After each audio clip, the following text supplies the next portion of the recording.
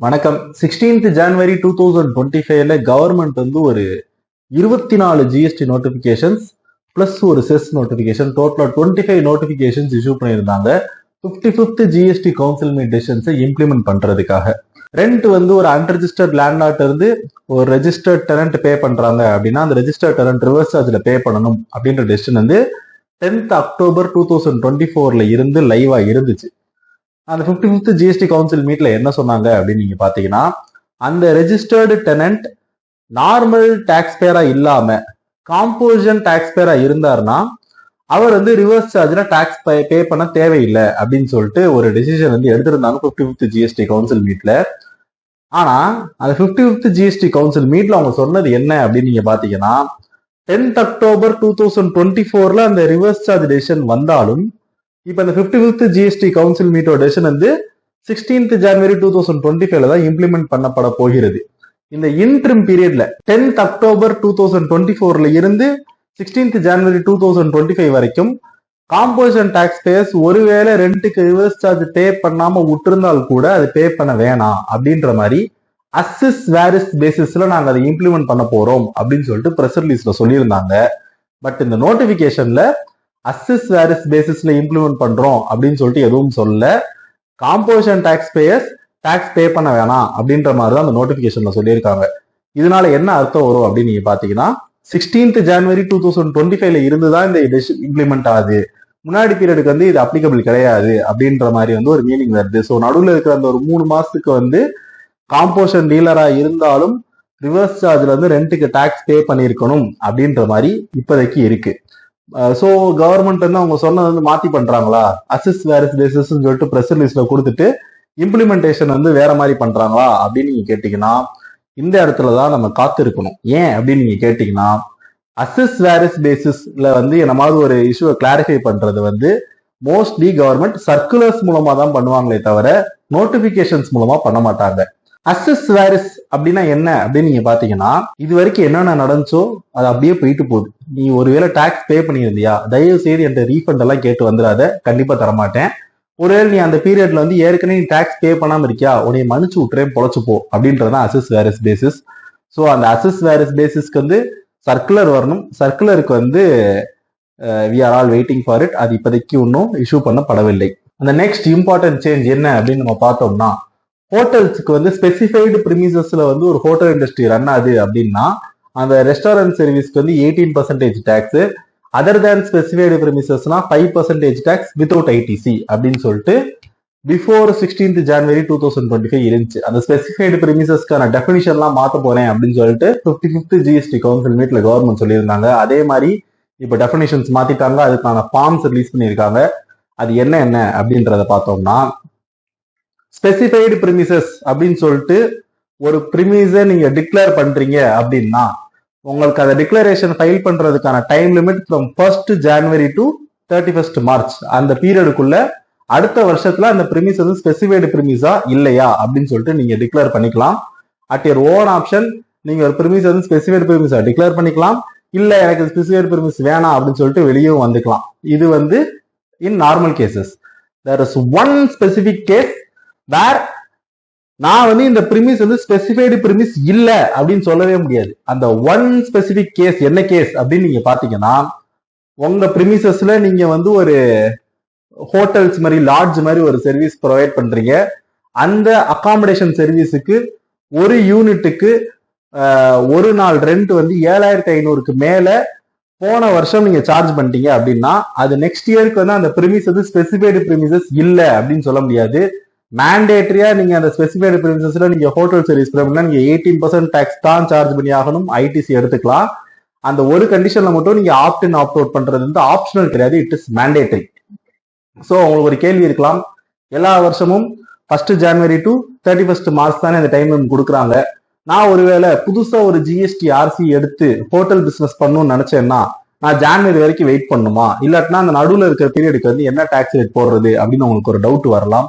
அந்த கேஸையும் கவர் பண்ற மாதிரி நீங்க புது ஜிஎஸ்டி ஆர்சி எல்லாம் எடுத்தீங்கன்னா 15 நாளைக்குள்ள அது ஸ்பெசிஃபைடு பிரிமிஸா இல்லையா அப்படின்னு சொல்லிட்டு டிக்ளேர் பண்ணலாம் அப்படின்னு சொல்லிட்டு அந்த நோட்டிபிகேஷன் வந்து சூப்பரா கிளாரிஃபை பண்ணியிருக்காங்க. அண்ட் ஒன் மோர் திங் என்ன கிளாரிஃபை பண்ணியிருக்காங்கன்னு பாத்தீங்கன்னா, இந்த ஸ்பெசிஃபைடு பிரிமிசஸ் அப்படின்ற டிக்ளரேஷன் வந்து வருஷம் நீங்க ஃபைல் பண்ண தேவையில்ல. ஒரு வருஷம் நீங்க ஃபைல் பண்ணீங்கன்னா அதுக்கேற்ற மாதிரியே அடுத்த வருஷம் கண்டினியூ ஆகும். நீங்க வேணும்னா ஆப்ட் அவுட் பண்ணிக்கலாம். ஆப்ட் அவுட் பண்றதுக்கான விண்டோ வந்து 1 ஜனவரி டு 31 மார்ச் அதுக்குள்ளதான் ஆப்ட் அவுட் பண்ண முடியும். அதுவும் நீங்க ஒரு வருஷத்துக்கு நான் 18% வித் ஐடிசி போக போறேன் இல்ல 5% வித்தவுட் ஐடிசி போக போறேன் அப்படின்னு டிசைட் பண்ணிட்டீங்கன்னா அந்த வருஷம் ஃபுல்லா அதை ஃபாலோ பண்ணுவோம். நடுவில் இருந்து நம்ம மனசு மாறிட்டு ஐயோ டேக்ஸ் ரொம்ப கூட பே பண்றோமே நம்ம பழைய ஸ்கீம் போய்க்கலாம் அப்படின்னா நீங்க மனசு மாற முடியாது. மனசு மாறினீங்கன்னா அது அடுத்த பினான்சியல் இயர்ல இருந்து மட்டும்தான் இம்ப்ளிமெண்ட் ஆகும். அண்ட் இன்னொரு முக்கியமான விஷயம் என்ன அப்படின்னு நீங்க பாத்தீங்கன்னா இந்த ஸ்பெசிஃபைடு பிரிமிஸ்க்கான டிக்ளரேஷன் உங்கள்கிட்ட இருக்கிற ஒரு பிரிமிஸுக்கும் தனித்தனியா நீங்க டிக்ளேர் பண்ணணும் அப்படின்னு சொல்லிட்டு அந்த டிக்ளரேஷன் ஃபார்மேட் அவங்க கொடுத்துருக்காங்க. அதுல ரொம்ப கிளியரா கிளாரிஃபை பண்ணியிருக்காங்க.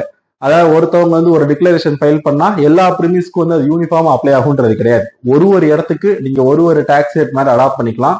இதுக்கும் தனித்தனியா அந்த டிக்ளரேஷன் ஃபைல் பண்ணணும் அப்படின்ற மாதிரி அந்த ஒரு டீடைல்டு நோட்டிபிகேஷன் இந்த ஹோட்டல் இண்டஸ்ட்ரீஸ்க்கு வந்து ரிலீஸ் பண்ணியிருக்காங்க. So this is one very important change. அடுத்த சேஞ்ச் என்ன அப்படின்னு நீங்க பாத்தீங்கன்னா ஏற்கனவே 55th ஜிஎஸ்டி கவுன்சில் மீட்ல சொன்னதுதான்.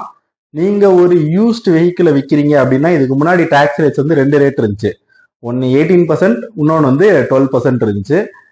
12% வந்து ஒரு சில சிச்சுவேஷன்ஸ்ல மட்டும்தான் வரும். என்ன சிச்சுவேஷன்ஸ் அப்படின்னு நீங்க பாத்தீங்கன்னா எல்பிஜி சிஎன்ஜி கார்ஸோ இல்ல மோட்டார் வெஹிக்கிள்ஸோ which has less than 1200 CC, diesel SUV கார்னா லெஸ் தேன் 1500 சிசி. இந்த 2 சிச்சுவேஷன்ல மட்டும் 12% வரும் அப்படின்ற மாதிரி முன்னாடி இருந்துச்சு.